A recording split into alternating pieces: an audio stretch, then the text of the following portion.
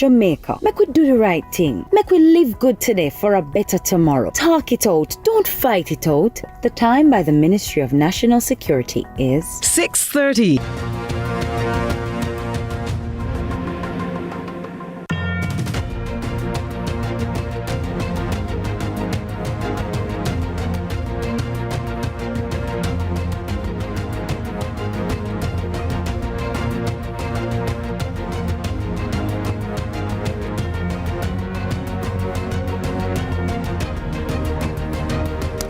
So the Prime Minister dropped a zinger as he closed out the political campaign on Sunday, announcing that his government intends, if it gets voted into office on September 3, to increase the minimum wage by by 100%, he says. And he says this will be done on a phased basis. The opposition responded today at their press conference to say that they don't think the idea is workable, and criticizing the Prime Minister for how late in the game he brought this to the party. Although the JLP insists that, look, it's not late in the game because it was part of the manifesto released over a week ago. So the minimum wage increase and the implications of ramifications, if you prefer that descriptor, the subject of this evening's show, lead story, CVM TV. Let's go.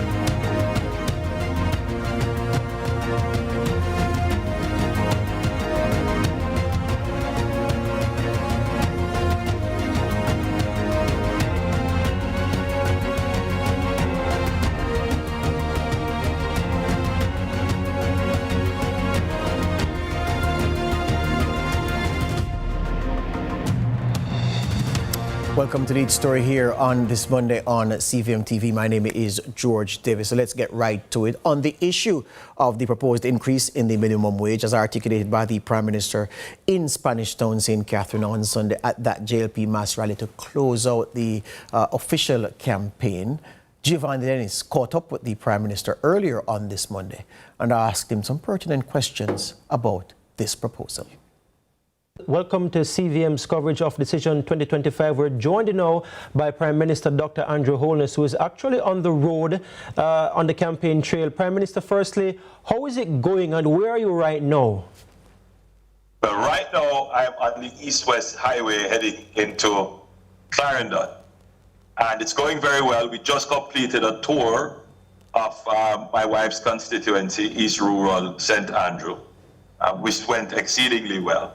And so now we are heading into North Central Clarendon to join Nesta Morgan. We will do a drive-through there, and we will go to a few other places.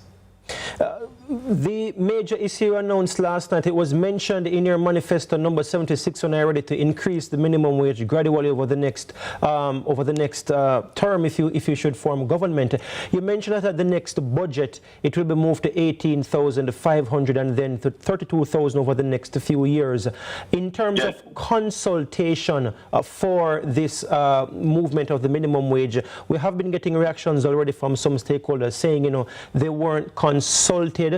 Was the Minimum Wage Commission consulted before this announcement was made at this point? We have always made our position absolutely clear that we will increase and adjust the minimum wage as the economy grows and expands. The Jamaica Labour Party has a policy for work, a policy for fair compensation for work, which is why we undertook the compensation review.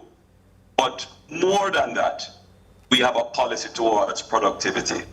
And the increase in the minimum wage is a strategy for increasing productivity. You will know that we have, since we have been the government, increased the minimum wage several times. In fact, we have almost tripled the minimum wage, and we have always indicated that we will increase the minimum wage. Yesterday was the first time that we indicated that what our intention is to move to a better system of determining what the wage average minimum should be, which is a living wage. And I believe most Jamaicans would appreciate this. In other words, your wages, what you earn, should reflect what it actually costs you to live. It should reflect at least the minimum needed to give the individual some dignity of existence. And what we have done, since we have been in government for 2 terms, is to increase the minimum wage such that it has had such a massive impact on the reduction of absolute poverty in Jamaica. There are those who I'm certain who would be concerned that they have an impact on their cost of doing business, the cost of living for their household. But the truth is that since we have increased the minimum wage, almost triple it, there has not really been any impact so much on the cost of living or the cost of doing business. Just a follow-up to that, Prime Minister. When we think about households, people who have domestic helpers, for example, who won't necessarily be getting the similar kind of increase in their salaries, what about the concerns about the fallout that may cause, that may lead to some persons losing jobs, though, if for small businesses like that? So let's be clear that we studied this very carefully. There is no, because Jamaica is in a different place today, and I want all Jamaicans to appreciate that. We are at full employment, almost. But more than that, we are at a point where we need to attract more labor into the labor force. So there are 50,000 Jamaicans who are unemployed. The majority of whom are unemployed, not because there are no jobs. They are unemployed because they are not skilled. There has to be a recalibration of the incentive to work to bring more Jamaicans into the labor force. Under our administration, 85,000 Jamaicans joined the labor force. And why you think that is? It's because we have increased the incentive to work. So yes, there are those who will have those concerns, but you have to look at the bigger picture of where our economy is going. We need more labor in order to continue the expansion of the labor force. That's just the reality. And the more people who join the labor force, it is the more tax revenues that the government gets, and therefore the government can do more things for the country. Spark program, the solidarity program, water, roads, hospitals. So it's a big plan that we have always had. We are now articulating it more and explaining it to the country. But from our performance before, from our history before, you will see increasing the minimum wage. It's nothing new. It's a part of what we have always done. And very importantly, it's important to reduce income inequality. Now notice our plans. We looked at pensioners as well. And the pensioners really needed a break. They really needed that break that we have given them. So if you are over 65 and you are earning $6 million or less, you will pay no income tax. Now that really does give them that critical, very critical support that they have not had. And what is not said is that because we have done this massive compensation review, where allowances have been rolled into salaries, it now means that people who are now working will have a better pension when they retire. So all in all, our policy of work and fair work and dignified standards of living and a decent work agenda, the Jamaica Labour Party has done the most for that. One of the things people want to hear immediately, because some people are hearing minimum wage will be doubled from 16 to 32 and think, okay, it's going to happen by the time you win. And I'm sure that's not the case. As I mentioned, 18.5, well, 18,500 next budget. What thereafter? 18,500 by the next budget. In terms of moving to 32, what's the timeline we're looking at? Giovanni, before I answer your question, in 2016, would you ever conceive that the minimum wage would be $16,000? The answer is obviously no. But it happened, and it happened seamlessly because it was done in sync with the growth of the economy, and therefore there was no dislocation. We will continue to do this. So we signal what the new increase in the minimum wage will be at our next budget. And after that, we will make another signal and another signal. And the intention, yes, is to move towards doubling the minimum wage. Okay. The timeline for that, from your perspective, just for clarity, what's the timeline you're looking at? A timeline at the present is to have that done within the next term, possibly at the end of the next term. But, you know, it all depends on the expansion of the economy and how fast the economy expands. But I wanted to point one thing out as well. Now, the adjustment in the minimum wage, like the adjustment in all salaries, are usually focused on the inflationary impact. What is clear over the last 5 years is that this administration has been able to keep inflation stable and low, except for the period of COVID, which was beyond our control. But generally, we have managed to keep inflation within the target range of 4 to 6%. In fact, the last outturn I saw, we were below the target range. So what you will see happen is a genuine, real increase in wages as productivity increases faster than inflation. All right. Prime Minister, major issue coming out of the leadership debate. You said that being born in Jamaica isn't what necessarily makes you Jamaican. There's been widespread backlash online about this, given the kind I don't know about any widespread backlash, Yvonne. Everybody understands what I meant and what I said. There are a lot of, well, everybody understands what you said. What did you say? What did you mean by that? Oh, I thought it was clear. There are many Jamaicans who are overseas who chose Jamaica. They weren't born here. They have Jamaican parents, they have Jamaican connections, and they come to Jamaica to get their Jamaican passport. They chose to have Jamaican citizenship. Are you saying they are not Jamaicans? You know, we must not, you know, look, we are all people who can reason, and we must be very careful when there are those who want to make political fodder, and we encourage it.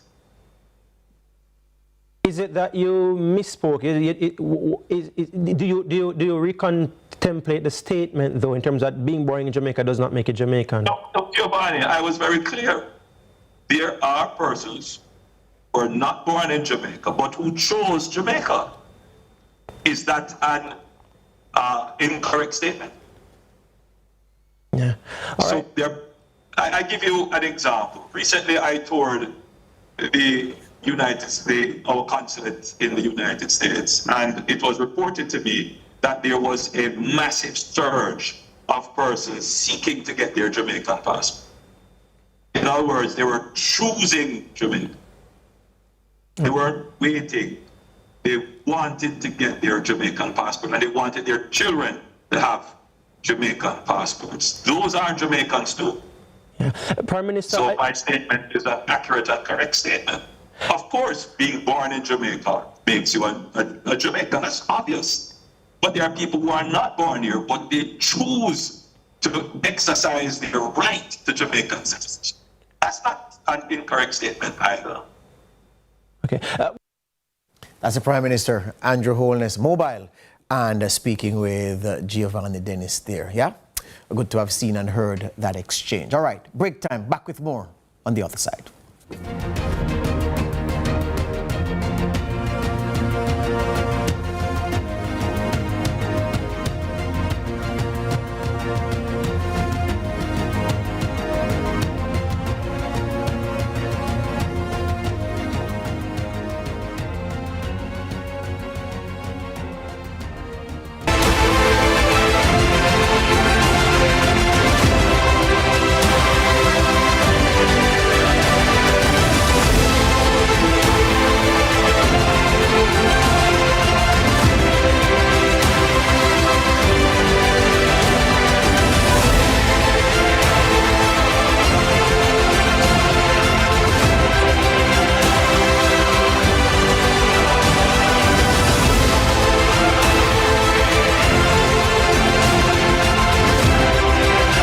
Jamaica is paving the way to becoming a republic, or future or choice. The time by the Ministry of Legal and Constitutional Affairs is 6:45.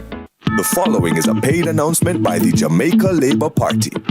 Fixing our healthcare system has not been a sprint, but we have stuck to the race and we have made significant strides. The healthcare issues of today are not the same issues we faced when the PNP was in power. Let's hear what the PNP spokesperson on health had to say when that party was in government about the state of public health. I can tell you that I lost a pair of underpants a couple of weeks ago when I was operating on a trauma victim and blood soaked through the cloth gown, which is of substandard quality. And because I didn't have on a garbage bag, which we were forced to wear at times because there's a lack of aprons, I put myself at risk not knowing the status of the patient. We cannot go back to that. To date, we have upgraded over 138 health centers and spent more money than any other government to upgrade and build out our hospitals. And guess what? We're not done yet. We are doing more for you. So on September 3rd, put your X beside the bell. Choose Jamaica. Choose the Jamaica Labour Party. The proceeding was a paid announcement by the Jamaica Labour Party.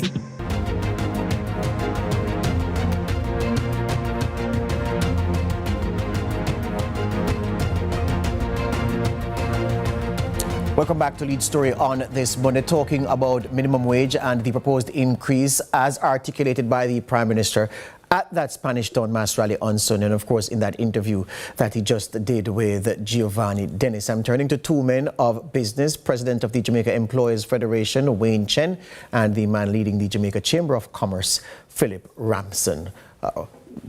Welcome to the program, gentlemen. Philip, Wayne, good evening. Evening. Good evening. Thanks for having me. You're welcome. You're welcome. Wayne, let's give Philip new guy's privilege. Philip, your perspective on this proposed minimum wage increase by the Prime Minister, something that is likely to break the back of small businesses or a boon to workers? So, a surprise, I think. It certainly took the business community by surprise. And a concern, I think. We're in favor of always trying to improve the living wages and lifestyle of Jamaicans. And so we would encourage, to see how our minimum wage would increase. But, just to announce it, 2 days before election, it came a bit of a surprise to us. And to be honest with you, and I sent out a statement because I got calls from a lot of our members this morning, in particular the MSMEs, who are concerned about it and didn't understand where it came from, because generally there's an advisory commission, and that advisory commission takes into account all the different factors of what the wages are now, what's happening in the business community, people felt that was ignored, and that we need to express our concerns about it. Yeah. Wayne, your perspective? Perhaps I have a more cynical view. There is a minimum advisory commission. It's a tripartite commission with a representative chaired by the government, with a representative from the Employers Federation and a representative from the trade unions. But the fact is that the minimum wage has more than doubled in the last 5 years. It was $7,000 5 years ago. It went to $9,000, I believe, in 2022. $12,000, then $13,000, then $15,000, then $16,000. It has been a regular pattern of raising the minimum wage since 2022 till today. Moved from $7,000 to $16,000. So in a cynical way, we say it's not surprising, least of all in an election season. What we do say, and it has been a long-standing concern, even though I've been proven wrong in the past, that it would destroy jobs. The fact is that the minimum wage has doubled in 4 years, and unemployment currently has gone to the lowest ever. That's not to say that this is what's going to happen in the future. We certainly have the concern about sustainability, and we certainly have the concern about its upward push on wages overall and Jamaica's competitiveness as an economy. Because we don't survive, we don't stand alone in the world. We have to compete. We compete in the global services sector, we compete in the hospitality sector, and we compete against other destinations that offer the same sun and the same sand. We compete against the Dominican Republic, we compete against Cancun, we compete against other destinations that may not have the same wage structure as Jamaica. And we are raising wages at a time when we have not seen the commensurate improvements in productivity.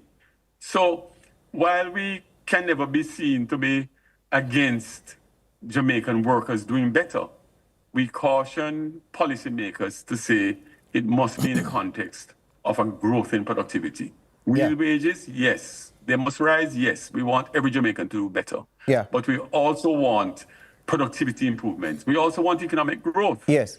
And we have spent a lot of time and sweat to get the macroeconomic stability, to get the numbers right. Yes. We now have to pivot. And the pivot is not the easy part.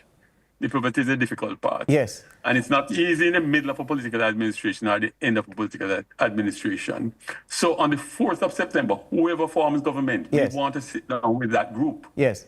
Because it has to be a joint effort. Yes. This is not a government initiative only. Yes, that's right. That's right. Philip, but here's the thing, Philip Ramsden. I hear you on the concerns as expressed to you by your members. Let me start with you first.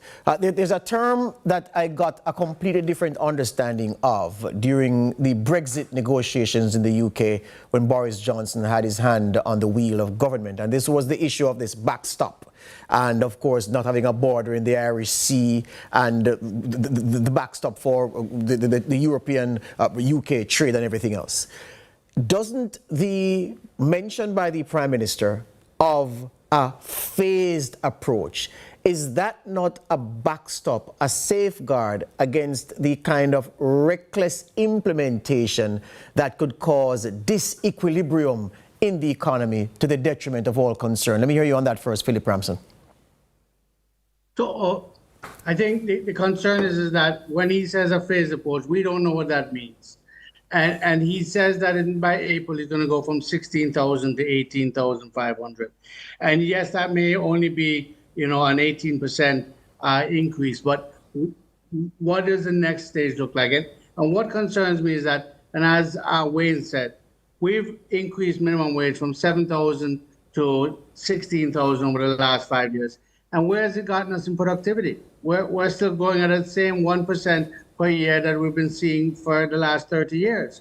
Our GDP is probably one of the lowest in the Caribbean. So, when he says that he wants to increase wages so that we can become more productive and get more persons into the, employment. And I agree that those who are maybe doing a side hustle or not in the formal may say, now it's attractive for me to come in and work. At the same time, if it's not done in balance with the business community, the business community is then going to say, well, then maybe I need to look at my employment and reduce my employment to fit my wage bill, because at the end of the day, where's the money come from?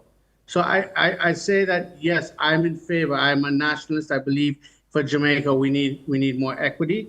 And the only way it comes is that the money has to come from the top and filter it from the bottom to bring them up. Yes. I'm in favor of it. But it has to be in a joint. And that's why they have an advisory commission. Yes. And Wayne would know. Yes. Right? To ensure that it's done phased.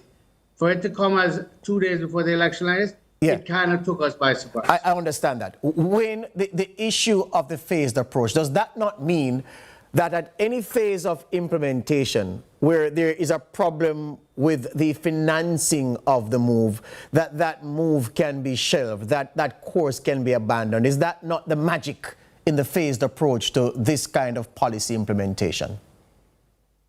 It is the prudent approach, but I'm calling for a bit more than that. Yes. We cannot have a minimum wage discussion in isolation. In fact, the only way we can sustainably raise wages is to raise productivity. And that means looking more seriously at education and training, lifelong training for that matter, because the way the world is shaping up, the skills you have today will be obsolete in a very short period of time if you're not continuously upskilling. We have to talk about bureaucracy, red tape, the digital transformation. We have to talk about infrastructure, especially the internet infrastructure, because our internet is not where it ought to be. Yes. If we hope to capture the opportunities in the virtual economy. And the virtual economy is an important pivot for Jamaica. Yes. Because our other sectors, our traditional sectors, including remittances, are subject to forces outside of our control. Yes. If Percy thought we have a hurricane next year, tourism is affected, agriculture is affected, and we are a vulnerable economy to those exogenous shocks. Now, if we retrain young and old to capitalize on opportunities in the global virtual economy, much as our BPO sector has led the way. Yes. And we have to be also mindful Yes. that that sector is vulnerable to artificial intelligence and other destinations where the wages might be low. That's right. Gentlemen. The infrastructure costs might be lower. Yeah. So we have to be more mindful. It's not just a question of, if we could have raised wages over the years, gentlemen, by decree, by just decreeing it, we'd have been the best paid people in the world. But the world does not work like that. Wage increases by fiat is never a good thing. But gentlemen, I'm out of time. Do I hear you, Philip Ramson, saying, if the party that puts this on the table, if gets elected on Wednesday, you'll be requesting a very urgent meeting to work out the details of this implementation? Am I correct in hearing you saying that, Philip? Absolutely.